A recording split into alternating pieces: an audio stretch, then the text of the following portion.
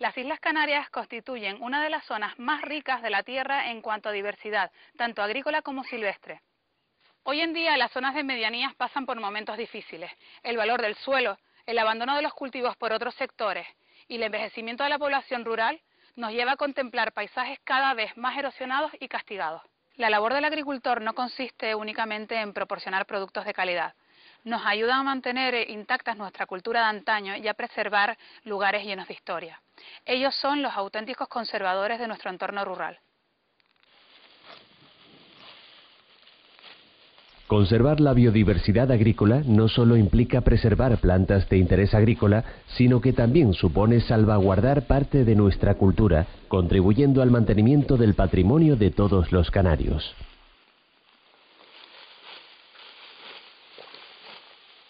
Los pueblos deben conocer su historia a fondo para conseguir entender y valorar su cultura y tradiciones que les han permitido subsistir con el paso del tiempo y que sin duda han forjado su manera de interactuar con el medio.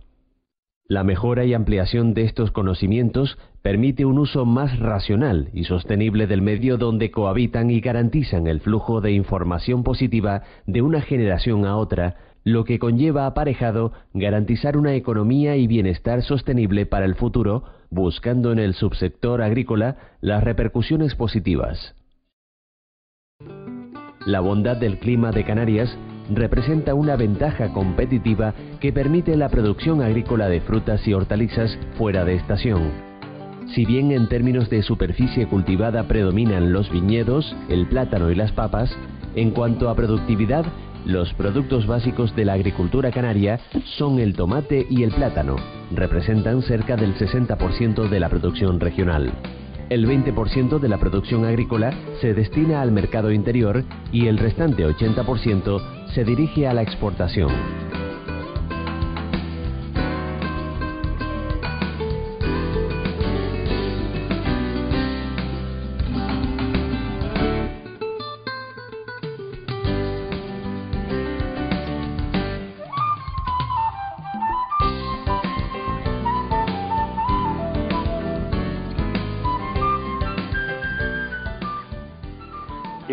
En la actualidad, ¿cómo estamos? Bueno, pues algunos de los cultivos que se iniciaron en los años 50 y 60 ahora están en franca decadencia. Pero bueno, han aportado su grano de arena, como decía, a la evolución y han creado esos espacios naturales que tenemos hoy y que conforman el paisaje de las islas. Ese paisaje que aunque ahora pues lo consideremos muy importante para visitarlo y para verlo, en otros momentos ese paisaje fue el medio de subsistencia de muchas personas que trabajaron y vivieron en él y de él. Actualmente pues vemos que muchos de esos paisajes, al no cumplir económicamente con la función social que tenían encomendada, pues en algunas ocasiones se van deteriorando e incluso peligra su conservación a largo plazo. Entonces debemos de concienciar a todos los sectores sociales de que es necesario conservar, porque han aportado en su momento, pero siguen aportando a otros sectores los elementos que necesitan para desarrollarse. Por ejemplo, al sector turístico, pues le interesa que haya un paisaje que los turistas que visitan Canarias puedan ver. Por tanto, deberían de implementarse pues actividades que se complementen, es decir, los agricultores pueden aportar conservando ese paisaje al sector turístico, pues esos elementos que necesita para que nuestros visitantes vean que el entorno en el que han venido a visitar pues es agradable, bonito, e incluso pues pueden participar en las actividades que se realizan en el entorno rural.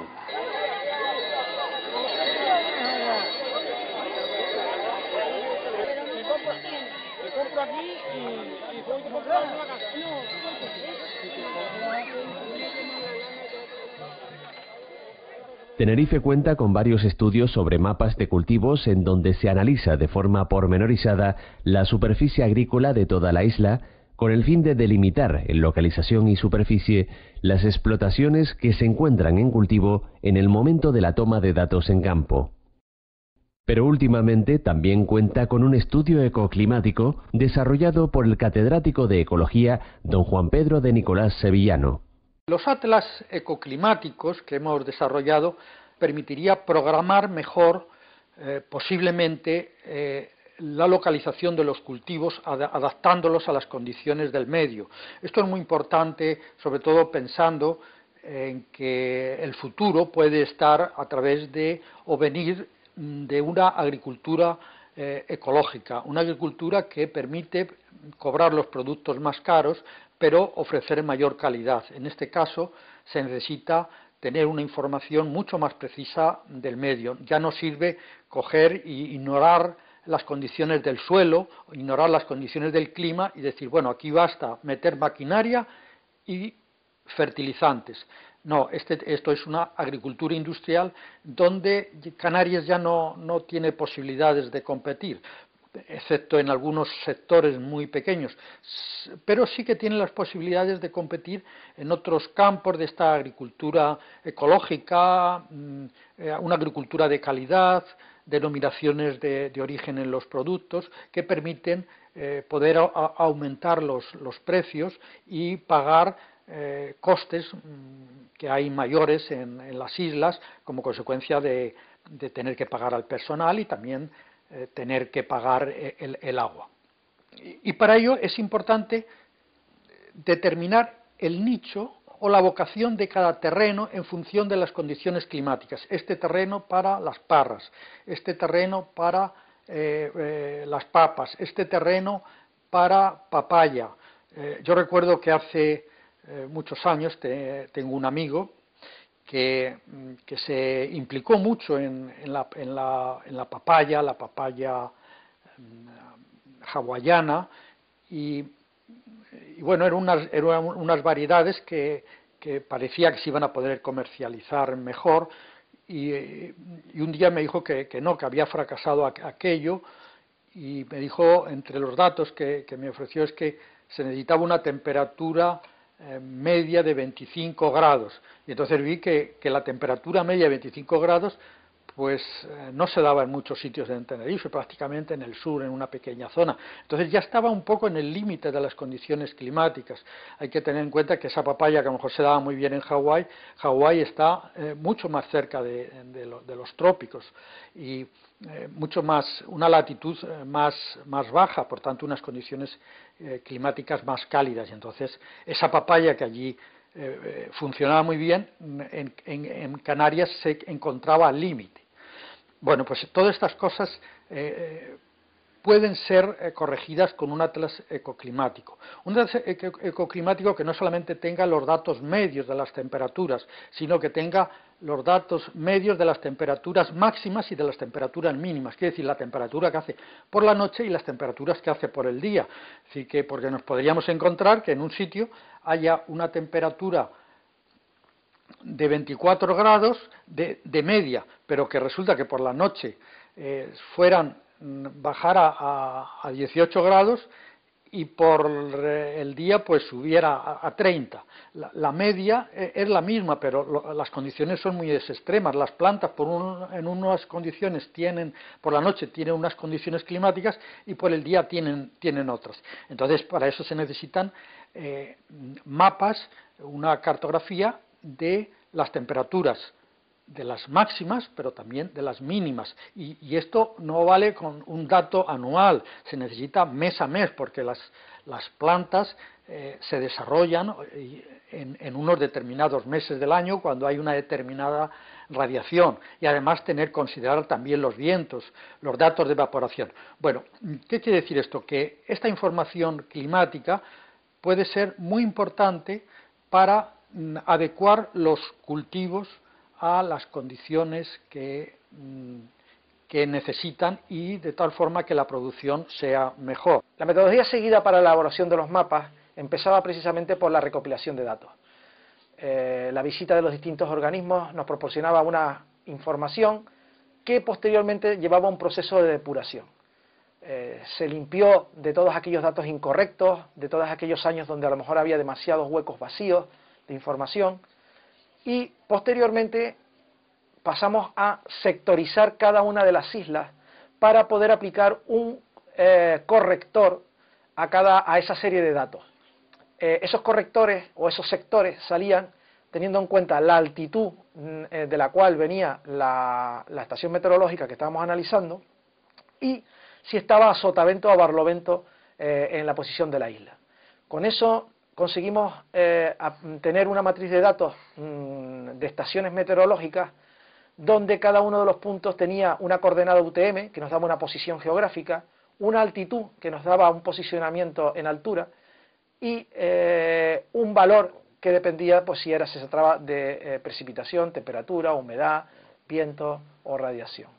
Con esa matriz de datos y llevándola a un programa de gestión geográfica como es el ArcView, conseguimos tener una capa de información relacionada con alguna variable meteorológica a la cual se le puede aplicar cualquier otro tipo de capa, como podría ser la población, la agricultura, la forestación, etcétera, etcétera. Con ello se consigue datos relacionados o interrelacionados entre las variables meteorológicas y otras variables que no están directamente relacionadas con la meteorología.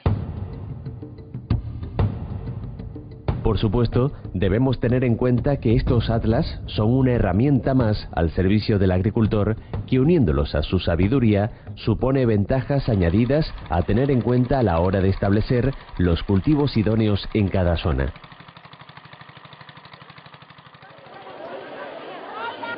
Los mercadillos del agricultor son puntos de encuentro, prolongación del mundo rural. La meta fundamental de la creación de estos mercadillos es la de ayudar a solventar los graves problemas de comercialización que tienen los agricultores de las distintas comarcas de la isla, ofreciendo la oportunidad a estos a que puedan vender sus productos directamente a los consumidores en un centro gestionado en la mayoría por ellos mismos. Se trata de que el agricultor vaya al mercado como agricultor, no como comerciante, como si se pusiera a vender al lado mismo de su huerta. Presentan una oferta de calidad directamente a los consumidores y sin intermediarios de productos frescos que cultivan o elaboran y a unos precios competitivos. Hay que resaltar que, con los agrícolas, otros productos se dan cita también en estos mercados y son los relativos al mundo de la artesanía, cesteros, cerámica, metal, ornamentales, de la repostería, dulcería, de la pesca o de los ganaderos. Por otra parte, desde muchos sectores se está poniendo en valor la necesidad de apostar por lo nuestro y la agricultura de las islas, aunque no representa un porcentaje elevado en nuestro Producto Interior Bruto, siempre ha tenido un enorme valor paisajístico. Existen otros organismos dedicados a potenciar este subsector, como por ejemplo Tenerife Rural. La Fundación Tenerife Rural fue creada hace ya unos años por el Cabildo Insular de Tenerife. A ella se han adherido a lo largo de estos años una serie de empresas públicas y privadas, más de una decena de ellas, demostrando de esta forma que no solamente miran estas empresas por su cuenta de resultados, sino que también miran por el mundo rural de Tenerife, lo cual es pues una buena noticia, esta sensibilidad de estas empresas a las que año a año se van sumando más. Por un lado, es la promoción de los productos del mundo rural de Tenerife. Hay muchos productos que quizás no tienen una producción suficiente como para poder tener detrás unas campañas de marketing, de comercialización, etcétera, bueno, que los pongan verdaderamente en el mercado, y la Fundación pues ejerce, entendemos, un papel importante, un papel fundamental en la promoción y la comercialización de estos productos. Estamos hablando de mieles, estamos hablando de mojos, de mermeladas, de papas, de plátanos desecados, que es un producto que estamos trabajando ahora, incluso la promoción de los vinos, aunque son vinos, bueno, pues que los vinos verdaderamente sí que tienen detrás unas campañas potentes, pero bueno, pues nosotros también apoyamos con nuestras campañas y con nuestra, por ejemplo, nuestro portal web, La Despensa de Tenerife, pues bueno, pues esa promoción, ese conocimiento de esos productos que muchas veces son desconocidos por los propios tinerfeños, ya no digamos por los turistas que nos visitan, ¿no? Y es nuestro deber como fundación y también como ciudadanos, bueno, pues dar a conocer la calidad de estos productos, tanto entre los habitantes de nuestra isla como entre los visitantes. Es fundamental hacer llegar también a nuestra juventud que la valorización del mundo rural, la preservación de nuestro medio rural, no solamente es, bueno, pues preservar una serie de componentes históricos y que nos dan comida, digamos, para nuestro día a día.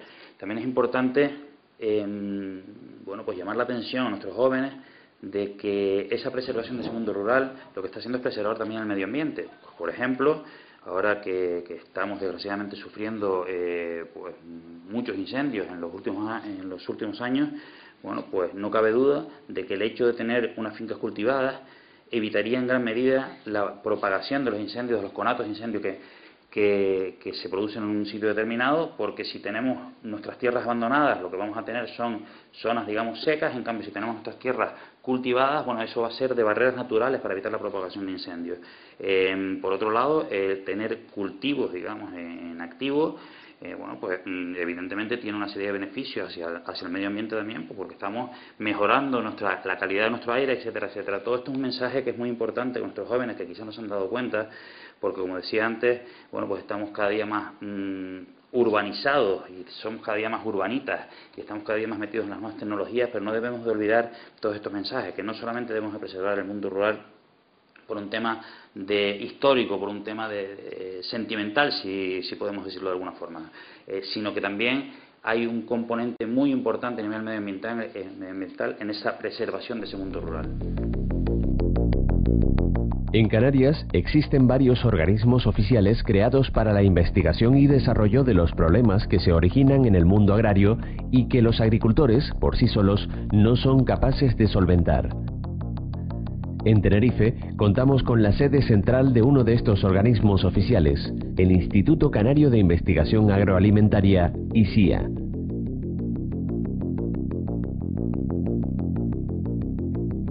Nos ocupamos en esta ocasión de mostrar un sistema de cultivo muy interesante que consiste en cultivar sin tierra. En este instituto nos dedicamos fundamentalmente a realizar proyectos de investigación que tengan una incidencia sobre la producción agrícola de las islas. Entonces, el cultivo sin suelo en realidad es muy antiguo, porque desde muy antiguo la gente ha producido plantas en macetas. Pero lo que hemos ido aprendiendo con el tiempo es cómo tienen que ser esos sustratos que están confinados en un ambiente muy pequeño y cómo hay que manejar la nutrición. Cuando se habla de cultivo hidropónico o de cultivo sin suelo, la única diferencia que hay es que la hidroponía estricta se hace en una solución nutritiva, que es agua con oxígeno disuelto para respirar y nutrientes minerales disueltos, es decir, abonos o fertilizantes disueltos en las proporciones oportunas para proporcionar una buena nutrición a las plantas. La diferencia con el cultivo sin suelo es que se proporciona a las raíces un soporte físico que generalmente tiene muy pocos componentes químicos disueltos, es decir, tiene muy pocos nutrientes minerales, y esa nutrición mineral la proporcionamos nosotros con el aporte de agua, que realmente no es agua sino solución fertilizante, adecuada a la especie que vamos a cultivar. Una característica, como ven, del cultivo sin suelo es que las plantas viven en un volumen de sustrato muy pequeño. Las plantas, cuando están en el suelo, exploran un volumen de suelo muy grande, pero cuando viven en un sustrato, miren ustedes en esa tabla la cantidad de tallos que están naciendo de una cantidad de sustrato muy pequeño. Por eso es necesario hacer un riego frecuente y aportar los nutrientes minerales, como el sustrato no los puede retener, a la misma casi velocidad que la planta se los va comiendo, ¿no?, que se los va absorbiendo por las raíces. Podemos usar un sustrato tan común en Canarias como es el picón, de una granulometría adecuada, o podemos usar un sustrato como es la fibra de coco, que tiene la ventaja que es mucho más ligero, es un subproducto de la industria del coco, que es muy importante en el mundo, y entonces lo que hacemos es valorizar un subproducto. Como vemos aquí hay dos tipos de partículas, estas más fibrosas y estas otras que son de la parte interior del coco.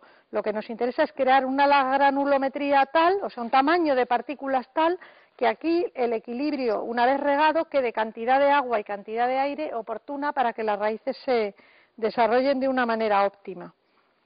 Y este producto tiene una ventaja, y es que cuando lo dejamos de usar puede ser utilizado para enriquecer el suelo.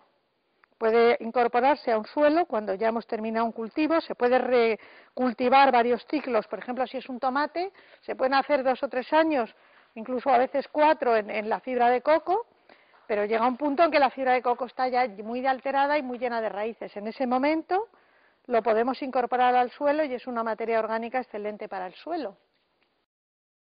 Nosotros podemos recoger el drenaje. Esto, como es una instalación experimental, la recogida es un poco sofisticada y la tenemos a partir de estos tubos hacia unos contenedores en donde un flotador nos indica los litros que hay, pero en una producción industrial igualmente esto se puede reconducir a un estanque y se puede, como esa solución que sale está por una parte más concentrada que la que entró, porque las plantas suelen tomar más agua que nutrientes, pero por otra parte los nutrientes se han desbalanceado, es decir, el equilibrio que pusimos ya no es igual que el que sale, pero nosotros siempre lo podemos reconstituir adicionando el agua y los nutrientes oportunos y reutilizarlo, con lo cual se ahorran fertilizantes y se ahorra también riesgo de contaminación.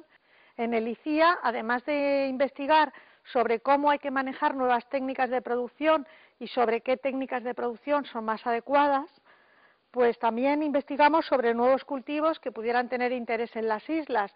En concreto, estas plantas que tengo al lado son heliconias, que son parientes muy próximos de las estrelicias y las plataneras. Son plantas ornamentales que producen flores. Son plantas de Centroamérica, la mayoría originarias, y necesitan calor y humedad y podrían adaptarse al cultivo en invernadero en las islas y proporcionar un cultivo alternativo a la producción agraria de Canarias en el campo ornamental. Es evidente que estos cultivos requieren de una formación técnica algo más avanzada que los convencionales y por tanto se necesita personal técnico cualificado. No obstante, cabe decir que la familiarización con los cultivos hidropónicos resulta sencilla y atractiva.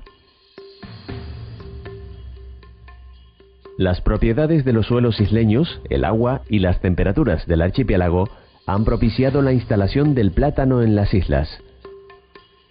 El cultivo y la exportación del plátano ha sido uno de los pilares fundamentales de la economía canaria.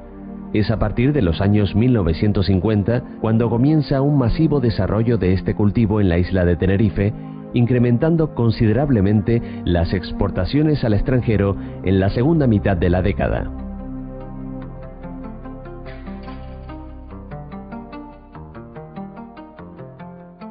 Tal reactivación pone en marcha un amplio conjunto de mejoras concretadas en Sorribas, realizadas en las comarcas de Icod e Isla Baja, que elevan la superficie del platanar insular.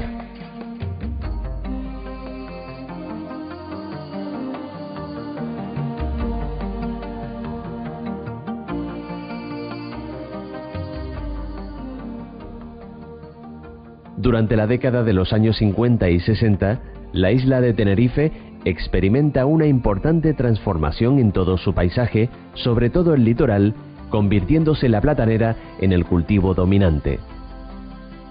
En 1995 se creó Asprocan, Asociación de Organizadores de Productores de Plátano de Canarias, para representar los intereses del sector de producción de plátano de Canarias ante las instancias nacionales y comunitarias.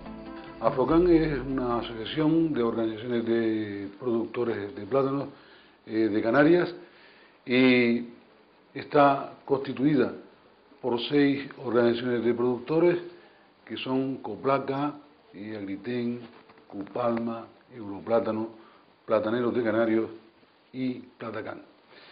Dentro de estas 6 organizaciones de productores pues están afiliados todos, o sea, el conjunto de los agricultores de Canarias, es decir, el 100% de los agricultores están dentro de estas OPP, que a su vez son las que conforman lo que es la Asociación de Productores de Plátano de Canarias. El plátano es un cultivo que procede del sureste asiático, fue traído hasta aquí por los portugueses, y surgió, este cultivo vino a sustituir al cultivo de la caña de azúcar y de la cochinilla.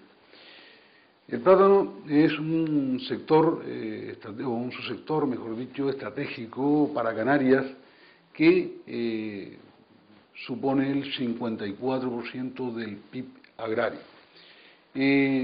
El plátano hace una contribución importante no solo al paisaje, al medio ambiente, sino que además tiene una importancia económica determinante para el conjunto de las islas. Estamos hablando de un territorio alejado y fragmentado. Por tanto, es importante, dentro de un territorio de este tipo, pues el que se faciliten las comunicaciones, y el plátano hace una contribución importante. Hay que tener en cuenta de que a diario sube en torno a 1 millón de kilos de plátanos al continente. Sí, cuando yo digo que tiene una contribución, hace una contribución importante al abastecimiento de Canarias, es que, bueno, pues no solo estamos hablando del transporte, sino también estamos hablando de una contribución económica, en cierto modo, que ayuda pues a abaratar los transportes, puesto que si no subiese ese 1 millón de kilos de plátanos a Península, pues los barcos subirían vacíos, con lo cual pues tendríamos menos afluencia de tráfico, y además sería más costoso, ¿no? Ha habido una mejora importante en el transcurso de todos estos tiempos, pues en lo que son los empaquetados. Se ha hecho un trabajo extraordinario, y bueno, hay unos avances importantes que ha hecho esto que hayamos ido reduciendo todo lo posible lo que son los costes de empaquetado. Ha habido una mejoría importante también en relación al transporte. Hay que, por hacer una pasadilla nada más que por encima, pues recordar desde las antiguas piñas hasta las cajas de doble fondo, y en la actualidad como tenemos la nueva caja donde permite apilarlas unas encima de otros dentro, y al final van dentro de los palés y demás, y aquí ha habido pues un avance, digamos, importante. Es decir, el sector ha tenido que ir adaptándose pues a los nuevos tiempos, o a las exigencias también, digamos, del mercado. Pues del conjunto de las islas, Tenerife es la isla de mayor producción, está por encima de los 150 millones de kilos anuales, y esa producción platanera se concentra en 2 zonas fundamentalmente.